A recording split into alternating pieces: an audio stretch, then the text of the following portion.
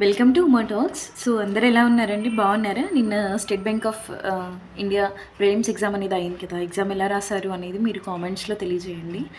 At the same time మీరు ఏ shift ఎన్ని attempts చేశారు అనేది కూడా కొంచెం మెన్షన్ చేయండి. ఓకే. సో నిన్నైతే ఎస్బీఐ ప్రిలిమ్స్ అనేది అయిపోయిన వాళ్ళు మెయిన్స్కి ఎలా ప్రిపేర్ అవ్వాలి ఏంటి, at the same time paper analysis ఎలా ఉంది నిన్న, and next 27th 28th and 1st March exam ఉన్నటువంటి వాళ్ళు ఎలా ప్రిపేర్ అవ్వాలి, ఏ టాపిక్స్ అనేది మీరు కొంచెం స్ట్రాంగ్గా ఉండాలి, ఇవన్నీ కూడా నేను చెప్తాను. At the same time mains preparation వచ్చేసరికి ఫ్రెషర్స్ ఎవరైతే ఈ ఇయరే రాస్తున్నారో వాళ్ళు ఎలా ప్రిపేర్ అవ్వాలి, at the same time others already experience ఉంది 1 or 2 years ఉంది అందుకన్నా ఎక్కువ ఉన్న వాళ్ళు ఇంకెలా ప్రిపేర్ అవ్వాలి అనేది నేను క్లియర్గా డిస్కస్ చేస్తాను. సో ఫస్ట్ థింగ్ వచ్చేసరికి నేనైతే నిన్న ఎగ్జామ్ రాయలేదు. నాకు 22nd కాదు 1st March 1st నాకు ఎగ్జామ్ అండి, 3rd షిఫ్ట్. సో నిన్న పేపర్ అనాలిసిస్ వచ్చేసరికి పేపర్ అయితే చాలా బాగుంది. ఇంగ్లీష్, క్వాంట్, రీజనింగ్ అసలు ఎవరు ఎక్స్పెక్ట్ చేయలేదు అంటే ఇంత ఈజీగా వస్తుంది అని. అంటే ఈజీగా వస్తే మ్యాక్సిమం అందరు చేస్తారులే కదా, కానీ ఒక డిసడ్వాంటేజ్ కూడా ఉంది. కట్ ఆఫ్ హైగా ఉండొచ్చు ఒకటి. ఇంకోటి ఏంటంటే state Bank of India paper first day first shift ఎలా వచ్చిందో నిన్న 4 షిఫ్ట్స్ కూడా సేమ్ అదే ప్యాటర్న్లో ఇచ్చారు, అదే బేస్లో ఇచ్చారు. అది కొంచెం అంటే నేమ్స్ చేంజ్ అయ్యి కానీ మ్యాక్సిమం మోడల్స్ కూడా అలాగే ఉన్నాయి మీరు అబ్జర్వ్ చేస్తే. సో ఈ ఇయరే కాదు లాస్ట్ ఇయర్ ఎగ్జామ్స్ కూడా ఫస్ట్ డే ఎలాంటి పేపర్ వస్తుందో నెక్స్ట్ జరిగే డేస్ కూడా అలాంటి పేపరే వస్తుంది. అంటే డిఫరెన్స్ ఏమి ఉండదు పేపర్లు, కాకపోతే ఏదన్నా ఇస్తే ట్విస్ట్గా 1 or 2 క్వశ్చన్స్ అలా ఇస్తారు. సో ఫస్ట్ థింగ్ వచ్చేసరికి మనము కట్ ఆఫ్ అనేది హైగా ఎక్స్పెక్ట్ చేయొచ్చు.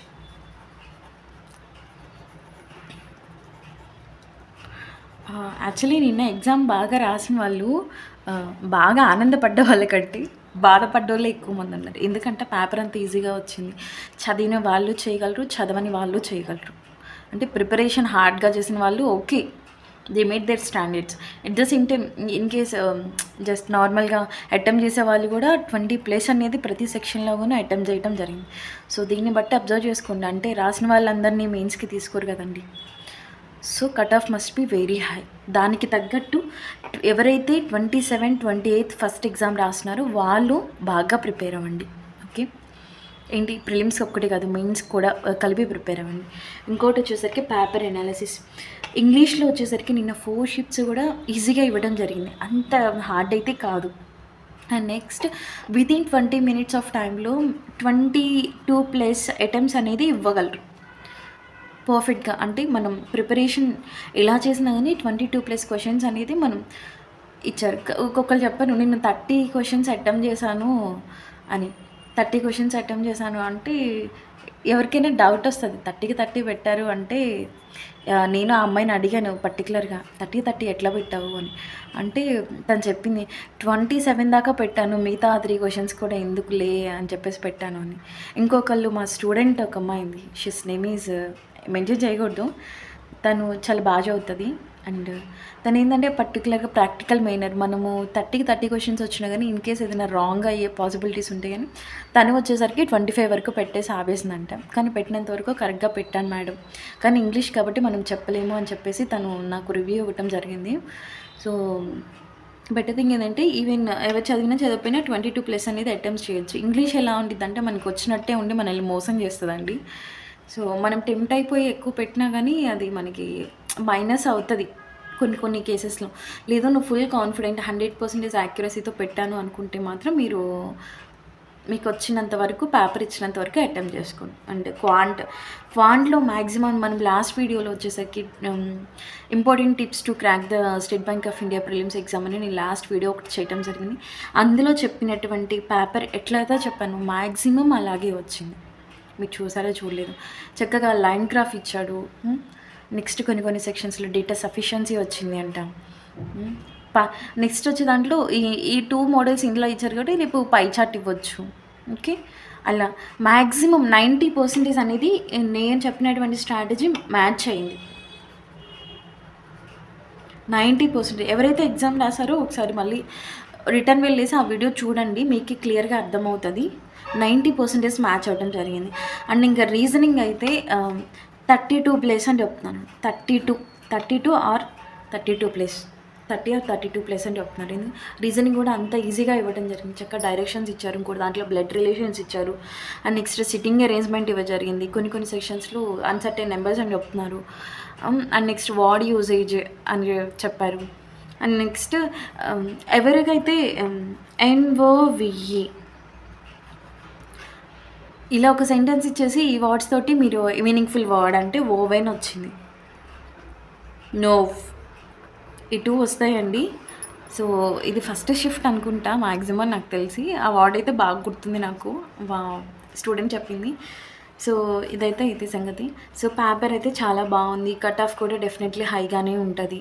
అండ్ మీరు ఎవరైతే నేను ఎగ్జామ్ బాగా రాశాను, అట్ ద సేమ్ టైం నేను డెఫినెట్లీ SBI క్లర్క్ ప్రిలిమ్స్ అనేది అవుతుంది అనుకున్నారు, డెఫినెట్లీ వాళ్ళు మెయిన్స్ ప్రిపరేషన్ అనేది స్టార్ట్ చేయండి. కానీ ఇప్పుడు మీకు 27 జరిగింది కాబట్టి 15 days గ్యాప్ అనేది మనకు ఉండటం జరుగుతుంది ప్రిలిమ్స్కి మెయిన్స్కి మ్యాక్సిమం అంతే, అందుకనే ఎక్కువ టైం ఇవ్వరు.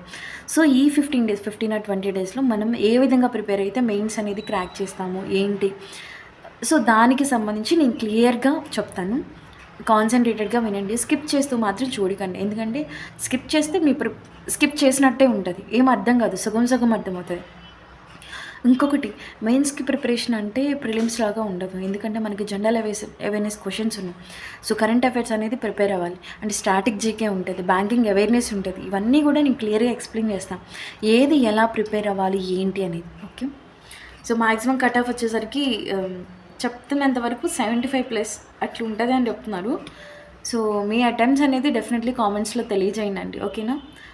ఓకే, అండ్ నెక్స్ట్ వచ్చేసరికి ఈ 27-28 ఫస్ట్ ఎగ్జామ్ అయిపోయిన వాళ్ళు ఓకే అండి. నెక్స్ట్ మెయిన్స్ గురించి నేను చెప్తాను డెఫినెట్లీ, ప్లీజ్ 2 minutes వెయిట్ చేయండి.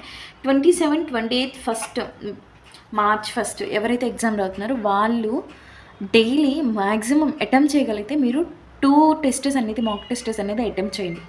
ఆ 2 మాక్ టెస్టెస్ అటెంప్ట్ చేసిన తర్వాత మీరు ఆ పేపర్ ఎక్స్ప్లెనేషన్ అంటే ఏదైనా మిస్టేక్ చేశారా ఏంటి అవన్నీ కూడా క్లియర్గా చూసుకోండి. ఇంకోటి వచ్చేసరికి ఇంగ్లీష్లో మనకి idiomatic phrases, synonyms, antonyms, error locations ఇవి ఏదైనా ఫార్ములాస్, రూల్స్ అలా ఉంటే డెఫినెట్లీ మీరు చూసుకొని చెక్ చేయండి.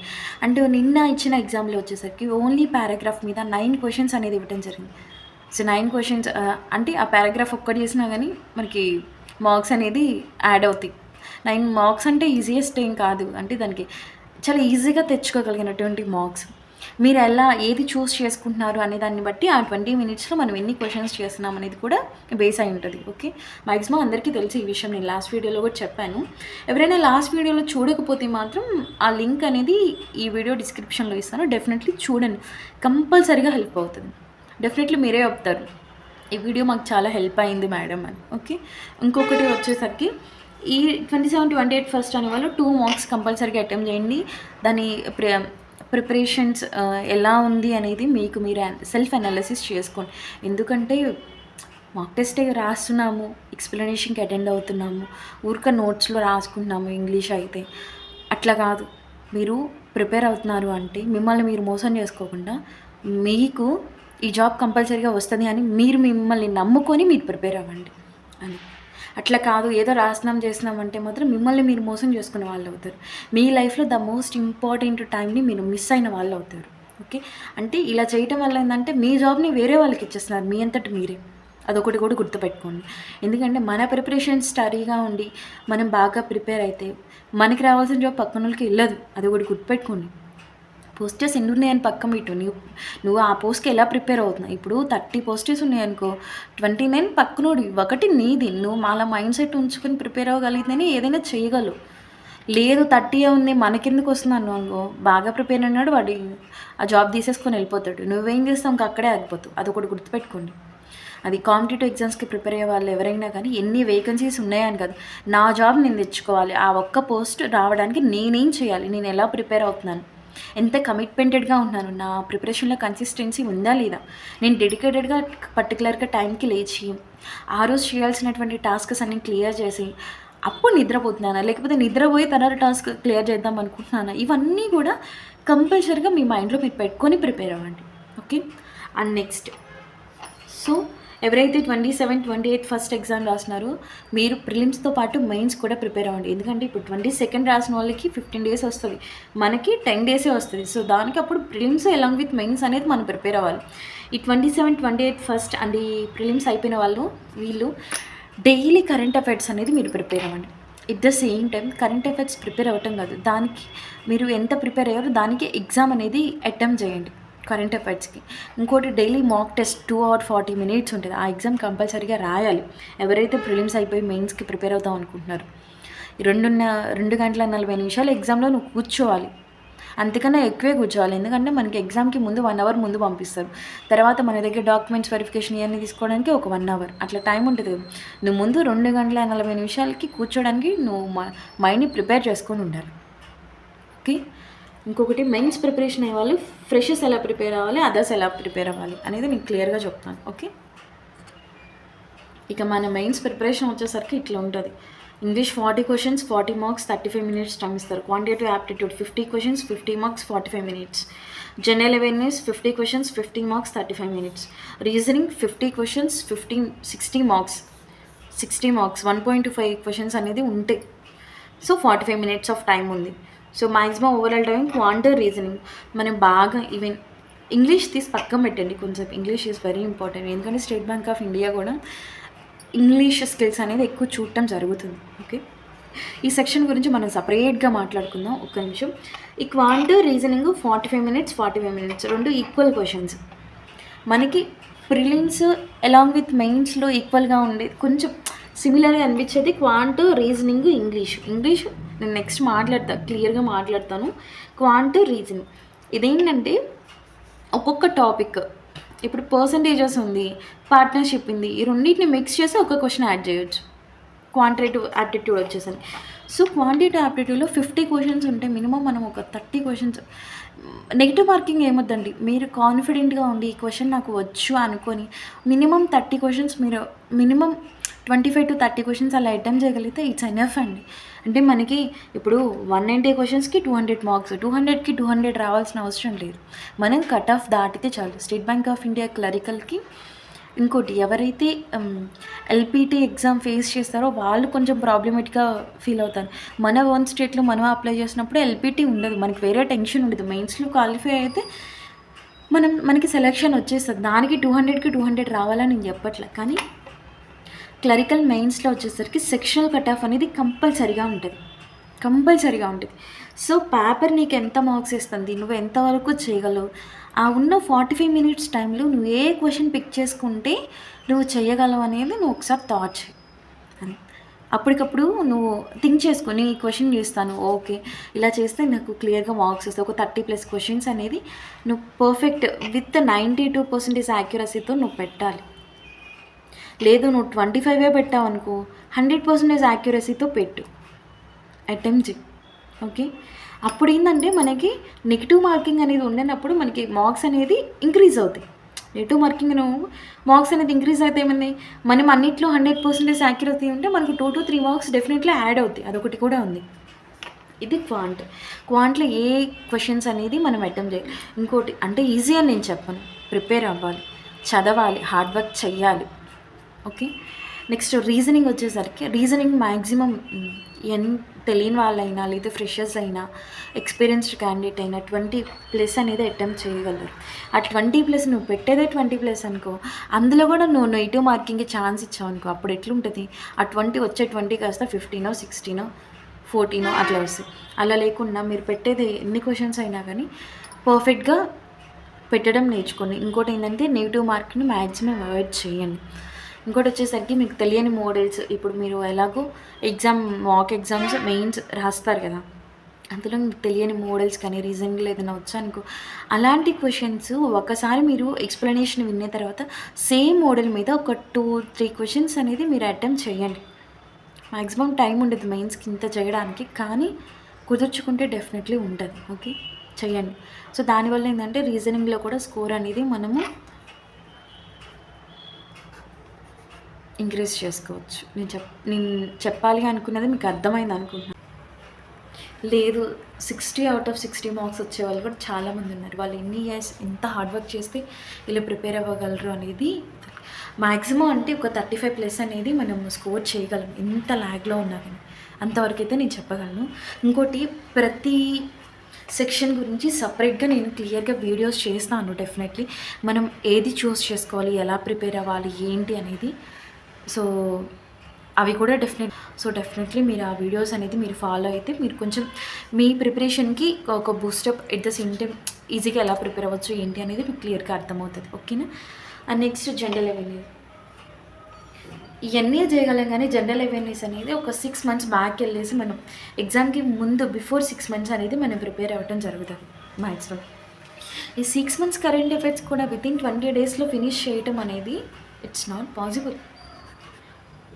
నేను అందుకే ఫస్ట్ నుండి చెప్తున్నాను, డైలీ కరెంట్ అఫైర్స్ అనేది కంపల్సరీగా ప్రిపేర్ అయ్యండి. అండ్ వీక్లీ వచ్చేసరికి సాటర్డే సండే ఉంది. అప్పుడు ఏం చేస్తారంటే ఆ మంత్స్ వరకు లాస్ట్గా జరిగినటువంటి weekly current affairs at the same time monthly current affairs అనేది ఫినిష్ చేసుకోగలిగితే చాలా ఈజీగా ఉంటుంది. కానీ వితిన్ 20 daysలో మనం ఎట్లా ప్రిపేర్ అవ్వాలి అనేది కూడా నేను నెక్స్ట్ వచ్చే వీడియోస్లో క్లియర్గా ఎక్స్ప్లెయిన్ చేస్తాను. ఫస్ట్ జనరల్ అవేర్నెస్ గురించి నేను వీడియో అప్లోడ్ చేస్తాను. నెక్స్ట్ వచ్చే సెషన్స్లో మీరు డెఫినెట్లీ చూడండి. And next English, the most important and toughest to banking aspirants. ఎందుకు అంటే ఇంగ్లీష్లో మనం ఏదైతే అనుకుంటామో అది రాంగ్ అవుతుంది, ఏదైతే కరెక్ట్ కాదు అనుకుంటామో అదే రైట్ అవుతుంది. కొంతమంది కాయిన్ అని టాస్ చేస్తారు, వాళ్ళకి ఇది, అందరికీ కాదు. ఓకే, నిజంగా మనసు పెట్టి ప్రిపేర్ అయితే దీనంత ఈజియెస్ట్ వన్ ఇంకొకటి ఉండదండి. ఇంకోటి ఇందులో వచ్చేసరికి మనకి రీడింగ్ కాంప్రిహెన్షన్స్ 2 types ఇస్తారు. నెక్స్ట్ ఫిల్లర్స్ ఇస్తారు. పీక్యూఆర్ఎస్ కూడా డిఫరెంట్ మోడల్స్ ఇస్తారు. మ్యాక్సిమం ఎర్రర్ లొకేషన్ క్వశ్చన్స్ అనేది ఎక్కువ ఉంటాయి. And next phrasal verbs, synonyms and antonyms, ఇలా డిఫరెంట్ మోడల్స్ ఉన్నాయి. సో వాటిని ఏదేది మనం ఇంపార్టెన్స్ ఇవ్వాలి, ఏది ఫస్ట్ చూస్ చేసుకోవాలి ఏంటి అనేది క్లియర్గా నేను నెక్స్ట్ వచ్చే వీడియోలో చెప్తాను. సో మీరు ఒకసారి ఆ వీడియో అనేది మీరు చూస్తే మీకు క్లియర్ థాట్ ఐడియా అనేది వస్తుంది. సో ఇంకోటమ్మా, ఎవరైతే మెయిన్స్కి ప్రిపేర్ అవుతున్నారో, నిన్న రాసిన వాళ్ళు డెఫినెట్లీ మెయిన్స్కి ప్రిపేర్ అవ్వండి. ఎవరైతే కాన్ఫిడెంట్గా ఉన్నారో, క్లియర్ చేస్తామనుకుంటున్నారో వాళ్ళు, మీరు మెయిన్స్కి ప్రిపేర్ అవుతే హార్డ్గానే ఉండదు. ఎందుకంటే డైలీ ఎక్కువ టైం అనేది పెట్టి ఎఫెక్టివ్గా ప్రిపేర్ అవ్వాలి. అలాంటప్పుడు ఒక్కొక్కసారి మన బాడీ కూడా సహకరించదు.